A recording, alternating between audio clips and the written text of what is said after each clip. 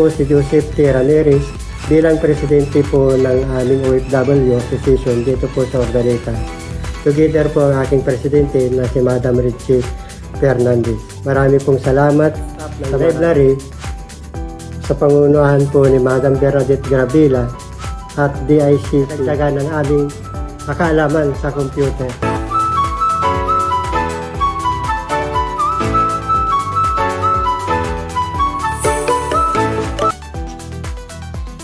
Greetings! Ako si Rosalina Nicolas, BHW President ng Bayawas.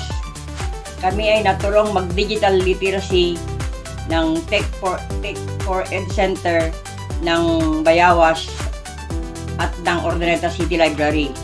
Natuto kaming mag-computer gumamit ng Excel kung saan ito ay nagagamit namin sa aming trabaho. Dahil noon, kami ay sulat lang ng sulat.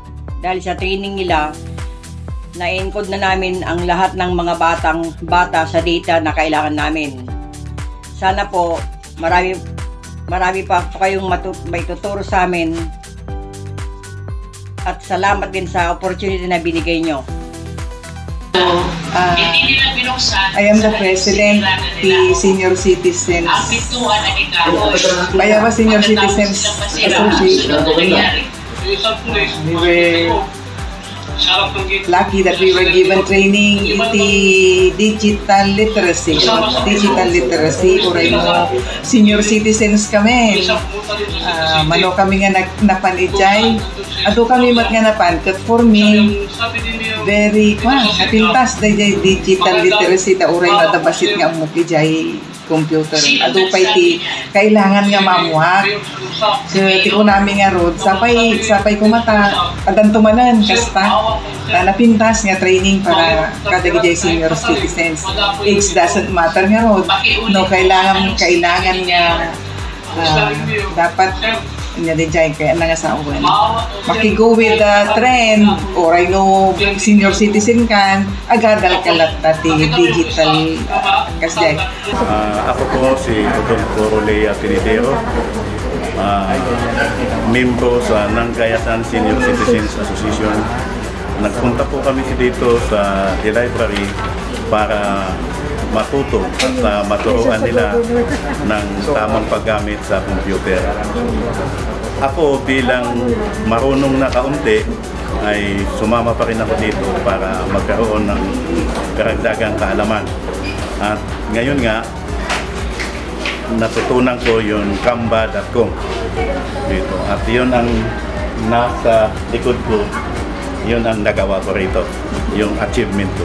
At sa tagal-tagal ko dito sa Ordaneta, ngayon rin lang ako napasok dito sa library. Salamat po sa mga staff at sa magandang assessment niyo sa amin. Thank you.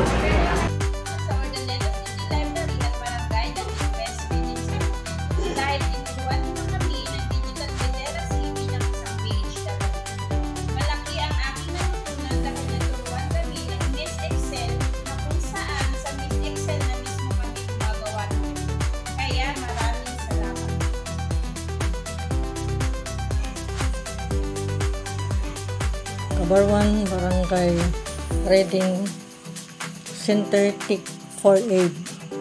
Ako si Nida Ramirez, kasapi sa asosasyon ng farmers dito sa Kabarwan, Ordaneta City. Sa Kabarwan BRC Tech for Ed ay nagkandak ng basic computer skill training sa Kabarwan farmers noong June 2024 para maturuan ako na mag-computer at magpapasalamat kami at para matuto kahit medyo may edad na ay hindi pa pahuhuli na gumamit sa computer at nawa ay mayroon pang susunod na training para madagdagan pa at matuto pa na gumamit ng computer. Maraming salamat sa mga nagturo dito sa Kabarwan. Maraming salamat po. So yung digital literacy ng Ordinata City Libraries nakakatulong sa amin kasi nga mas nalalaman namin yung proper use of computer, and then so proper use of computer para hindi lang sa games yung alam nila, and then mas mapabilis nito yung gawain natin. For example, communication most especially, and then mas ma-enhance yung skill natin lalo na nasa 21st century na tayo. Yun lang. Ako po si Maureen Grace Lukyao, sumali sa Library Summer Program. Masaya po ako dahil marami akong natutunan sa pagkukomputer. Kabataan at sa aming mga senior citizen. We are very lucky today kasi kami mga senior, parang nagbigay sa amin ng inspirasyon yung maging literacy sa computer. Kasi nung panahon namin wala yan. So nung sinabi sa akin ng office dito sa Dilan Paurido na merong training, ako talagang umuo agad kasi may yung aming reports, hindi namin nagagawa through our own one. Pinapagawa pa namin sa mga computer shop. Nagbabayad kami, tsaka yung effort namin pumupunta doon sa lugar na yun. So, nung sinabi sa akin, para akong nabuksan ng pag-asa na pala hindi lang para sa mga kabataan ang computer. So, nandito kami ngayon at nagpapasalamat. Sa ngayon, pwede na kaming gumawa ng report sa sarili namin. Oo, nagpapa-computer kami sa mga computer shop. So, malaking bagay sa aming mga senior ito at sa wakas, magiging bata kahit na ang age lang namin yung tumanda, pero yung learning namin, yung kaalaman namin ay bumata. So, pare-pareho na namin ay ngayon marunong na ng basic computer. So, thank you very much sa ating sa gobyerno na nagbigay sa atin ng ganitong pagkakataon. Sana maulit-ulit yan hanggang sa maging expert kaming mga senior citizen. Thank you po. Thank you sa ating gobyerno. Thank you. Ayan, maraming salamat po mga senior citizen. Noong 2014 po, sir, yun, tinuturuan niyo po ako ng yung mag-gumamit ng ganito, laptop, hanggang sa matutunan ko po yung mga mag-type ng mga pangalan, mga ganyan. Tapos, pagkatapos hanggang sa natuto naman ako, meron din po siya kung na mga pag-aalala ko noon ng mga number, mga pangalan ko hanggang sa na-type ko lahat. Pero minsan nagkakamali rin ako ng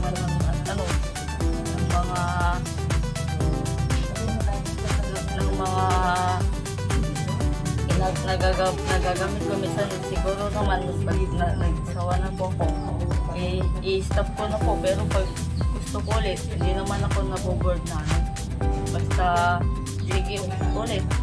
Pero pag nag-ano naman ako, pag minsan natututo naman ako ng pan. Tapos pag ako ay minsan nag-ano ko ng laptop ng pag minsan anong letter ito, mga ganyan, may narinig naman ako sa laptop na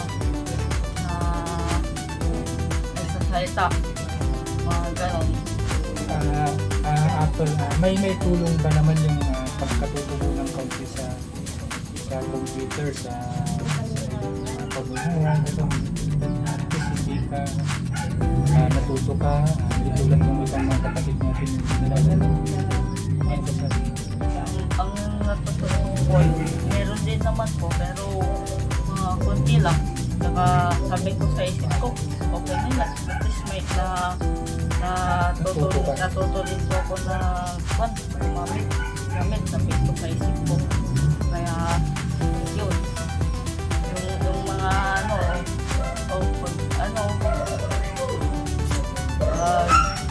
yung mga gawin di na-stop na naman, ganun.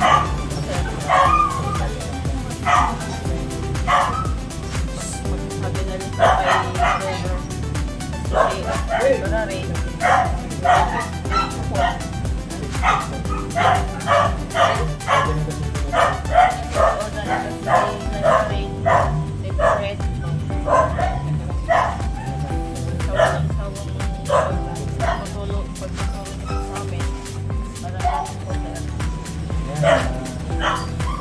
thank you rin Apple at kahit pa paano na bahagi naman sa'yo yung programa ng Ordinary City Library Tech for Ed.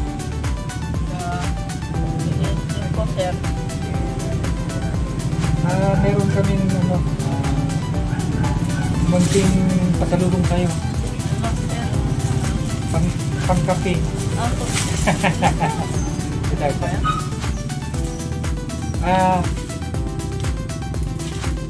Tatayo ba tayo? Ganito na okay. So, paano po nakakatulong sa akin yung computer literacy dito sa City Library? Katulad nga po nung sinabi sa amin ng teacher namin na we are in our modern world. So, pati yung technology natin nag-evolve. At the same time, syempre, kailangan, we have to equip ourselves to prepare para sa modern technology. And makakatulong po itong computer literacy po sa offered by the City Library para po sa mga tao to know or para po alam nila kung ano pong gagawin nila regarding po sa computer. And syempre po, para maging maintindihan po natin kung ano kung gaano ka-importante yung technology po sa atin. Maghanap ng mga buntis at saka residente. So, sa lahat po, binabati ko po ang ating SK Chairman, si Chairman Arena, sa kalimutan ko, pero Gerard, pero at least, sabi ko nga, may problem pa rin ako, Council, huwag kang magtuloy yung humingi at magsahin. Kasi alam mo sa kanila din, madali na kaya kausap. So, si Kagawa na Manso, sa lahat po ng mga BSW, Presidente, BS, BSBO, si Mano. So, welcome to sa mga sama sa ito. Maraming salamat.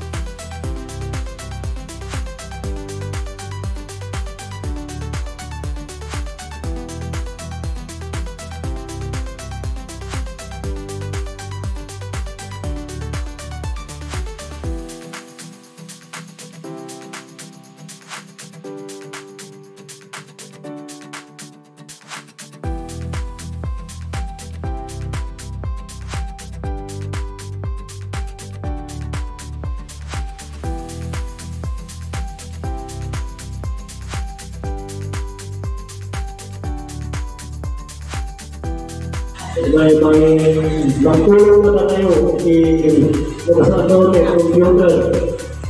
At sa panahon ng absak, ako yung na report at puro computer at nangan susura. So, kaya man tayo kanagawa ng absak, naayos na lang ang tulong.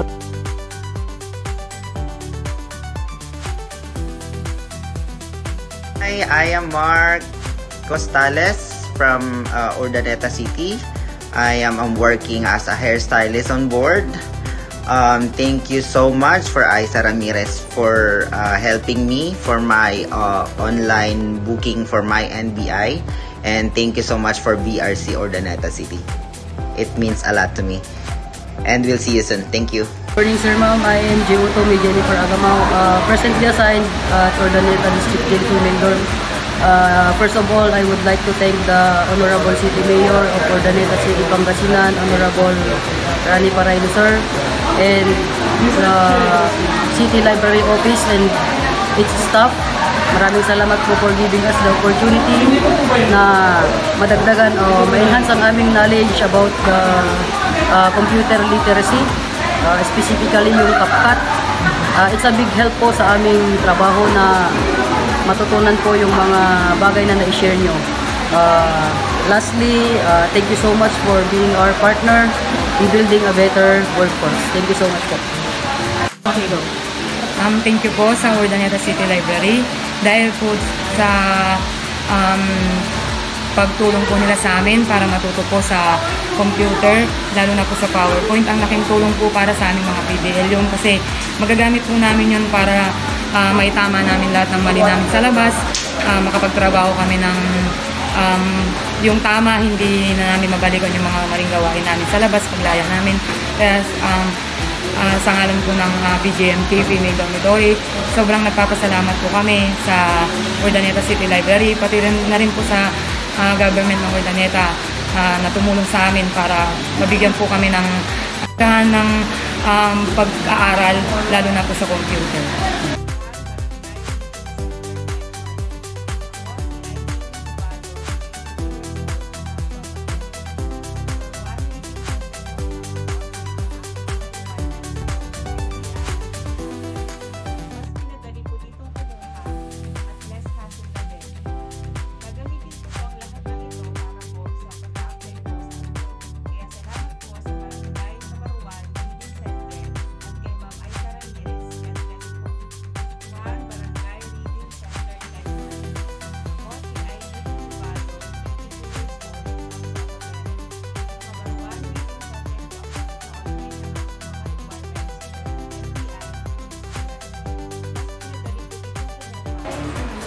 The DICT training na-enhance yung skills ko as an IT professional. Nakagawa ako ng website and social media marketing para sa aking MSME. Through the DICT training, na-enhance yung skills ko as an IT professional. Nakagawa ako ng website and social media marketing para sa aking MSME. Sumali po ako sa programang ito ng DICT dahil alam ko pong malaki ang may tutulong nito sa aking negosyo. May advertise online. At sa aking palagay, dahil dito, dadami ang aking customer. Naniniwala rin ako na mas lalong lalaki ang turismo dito sa ating bayan. Maraming salamat po at may ganitong programa ang ating gobyerno. Nagpapasalamat ako sa buong staff ng Urdaneta City Library dahil buong puso sila sa akin na kahit may anak ako, tinutulungan nila ako para alagaan ang anak ko habang nag-aaral ako ng digital literacy.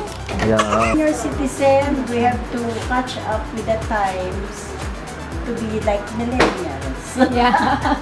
Okay, so ano rin, maganda rin na natututo kami kasi with the computer world, kailangan ma-upkeep din kami mga senior citizens. Updated din po. At saka para maging strong ang mind pa rin namin to be alert.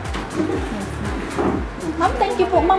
Actually, ang dami natutunan mga farmers sa pag-enroll nila dun sa Tech 4Ed na program ninyo sa City Library.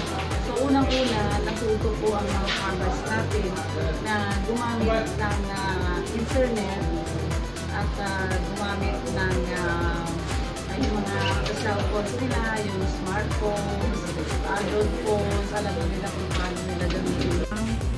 Go. Thanks to the BBTech workshop experience, I have learned a lot, including robotics, including 3D printing, and printing some t-shirts. I created a 3D model of my favorite character from South Park, and as you can see, I've created it physically as well. We can learn a lot of things just by having fun exploring, and thank you BBTech experience for letting me experience this. Thank you. Ang in-expect ko talaga more on talaga discussions, pero hindi naman kundi yung pagtutulungan talaga sa paggamit talaga ng computer. At saka po sa kung paano tayo gumamit ng mga ng mga latest innovations sa computers like yung MS Word, tapos yung mga Microsoft Office, Excel, at saka yung mga pag-edit sa mga PowerPoints at saka sa pag-edit din sa pictures, diba? Well, hindi lang po ako yung nandito po sa lugar na ito, kundi sa lahat ng mga bumubuo ng seminar na ito nandito na po sa harapan ko Okay. Well, sa lahat talaga, kasi salamat talaga kay Lord talaga sa paggabay niya po sa aming lahat sa isang linggo seminar. And sa lahat po ng mga taga-Ordaneta City Library, thank you so much for this. Yun lang po. Ang Gabay sa Mamamayan online program ng Ordaneta City Library and Tech for Ed Center ay malaking tulong sa akin dahil dito mo malalaman ang iba't ibang artikulo patungkol sa ating pamahalaan na minsan bihira lang i-post sa social media at nagbibigay din ng dagdag kaalaman. Kaya sobrang salamat sa Ordaneta City Library and Tech for Ed Center sa mga ganitong programa.